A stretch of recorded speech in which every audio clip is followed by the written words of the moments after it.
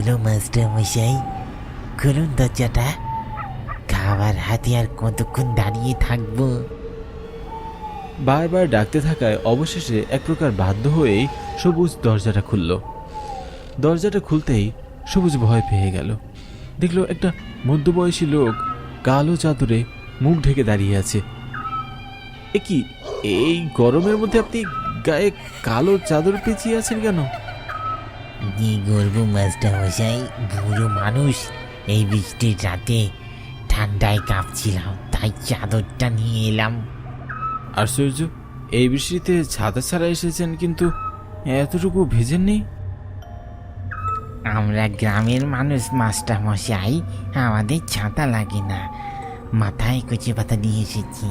এই যে আপনার খাবার এনেছি, আপনি হাত মুখ ধুয়ে নিন, আমি টেবিলে খাবার পাচ্ছি।